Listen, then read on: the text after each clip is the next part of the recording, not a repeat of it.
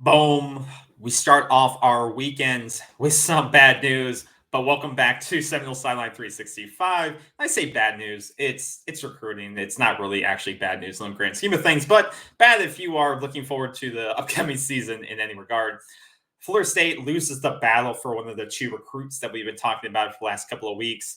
Jaylen Key, who we knew we were going to be in the battle with. We talked about it with Ohio State, Alabama, amongst other programs. Ole Miss, I believe, was one of the final 3 or 4 teams that he announced. And we talked about Florida State got the first visit, I believe, for him. Once again, he grew up very close to Florida State, went to Goodby High School, right in Tallahassee, or right next to Tallahassee. You had the inside, it seemed like you had the inside road on this guy.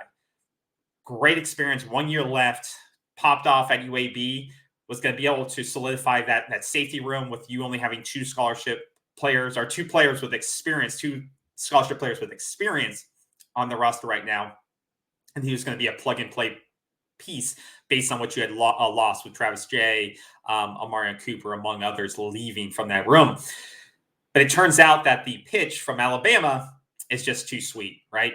You are still not at that level where you can out-recruit Alabama when they really want somebody. And I say that things, it's not like to say that we haven't got a guy here or there from the high school class from Bama that we wanted. But I think when Bama wants a guy, they're going to get a guy.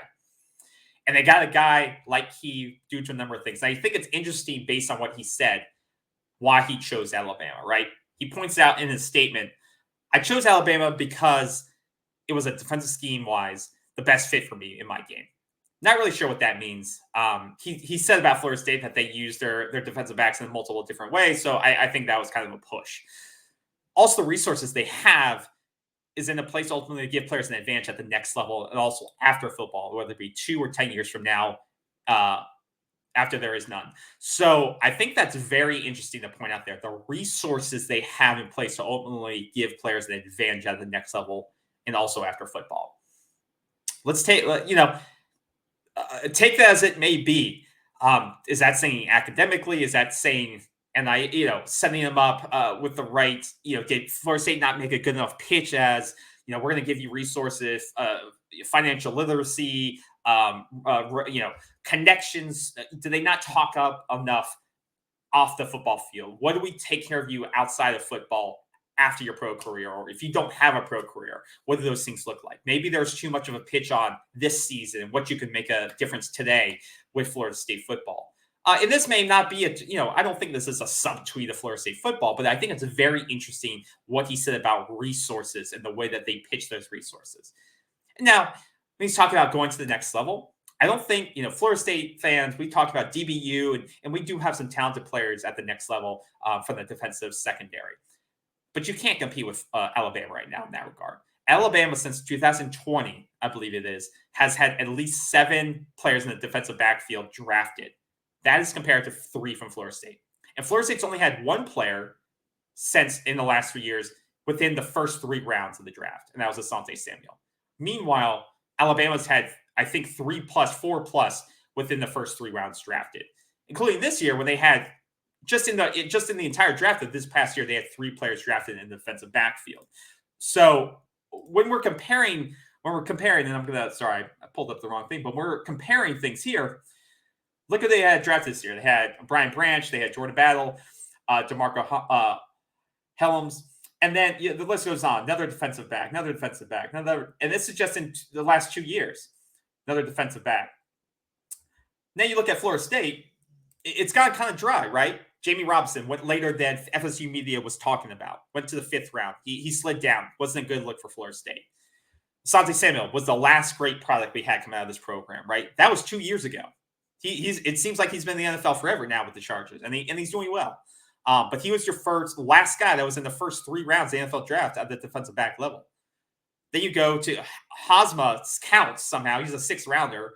But that was your last guy since 2020 to get drafted as a defensive back. Now you have to go look how deep you have to go to look at Marquez White, Jalen Ramsey back in 2016.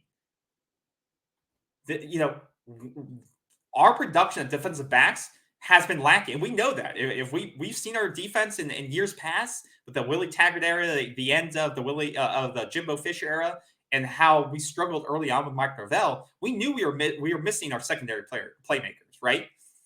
And I think we knew the pitch for Alabama was going to be, we can get you to the next level. Just look at our track record. And I think this ultimately did hurt Florida State. I ultimately do believe it did, because we had the inside track. We had the hometown advantage, play at home, start at home. We have we have all the tools. And you're going to have playing time, right? It wasn't like we weren't able to offer this kid playing time, because look at what we have, right? We have Akeem Dent, Shaheem Brown. That's it. We were able to pitch hometown, playing time, do it in front of your family. Here you go. Compete for an ACC championship, and you weren't able to get the guy. So it had to come down to the next level proven production. And I think that's where we slid a little bit, right? Going against a team like Alabama, a program like Alabama. So now we go to what's next, and how concerned do we need to be? I'm very concerned when you look at this depth chart right now, right? Expecting KJ Kirkland to step in and be in the rotation is scary for me, right? When you're trying to be competing for an ACC championship. I think it's ACC championship or bust for this team this year, right? That is the expectations. And we know what we have in Akeem Dent. Shaheem Brown's still developing as a player, and I think he showed a lot of good flashes last year.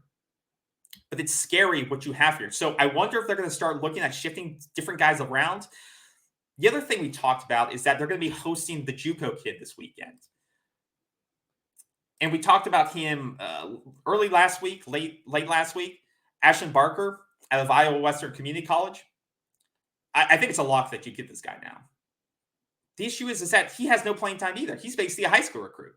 He transferred out of high school to this community college in Iowa, and he has 5 offers, right? His best offer is probably Ball State or Jacksonville State, right? I don't think he was visiting Oregon State, I believe, this past weekend. I'm not sure. I don't believe they offered him. So this is your backup plan. This was Florida State's backup plan. A JUCO kid with 0 experience too. This is what scares me, right? I think they went all in on Jaylen Key, and you swung and you missed. Your pitch wasn't good enough. Fuller couldn't lock it down. He was your lead recruiter on this, right? He's in charge, director of recruiting for the defensive side, and he couldn't lock this down. And that's troubling, right? So what are your thoughts? Do you think this is a big, big miss for Florida State? Do you think this is, no, we're still, not a huge miss. We still got talented guys in the room. Is it going to affect the outcome of the year? Or do you think this is something drastic has to be done in the portal? We have to. Because I looked in the portal, I'm not sure who you go after with that much. There isn't another Jaylen Key, a top 20 transfer portal guy available at the safety position that I saw. But let me know in the chat, who do you think we should go after? Who is available? Because I don't think, no offense to Ashton Barker, but I see him as a developmental. He needs at least 1 or 2 years in this program to be impactful. We can't expect this guy to come in and make an impact right away, right? Heaven forbid Akeem Dent gets hurt or Shaheem Brown gets banged up. What do? Right? And we saw this team last year struggle in little bursts last year, on some deep plays, right? We saw it early in the Florida game, early in that game. We saw it in the Oklahoma game at times. This defense is always locked down, right? And you lost one of your defensive back in Jamie Robinson. So how concerned are you that you missed out on him, on Jaylen Key, and who do you think we need to go after? And does this affect your prediction of win totals for the next upcoming season? Do you think Florida State is still an ACC potential winner? Or do you think unless they address this need right away, that we should be concerned? That's it. I'm not going to drag this out. But I think, once again, I'm not going to lambast Norvell and Fuller and say, this is a huge loss and it's going to bring the program back and it shows they can't close, because we know they can close, right, in the portal, right?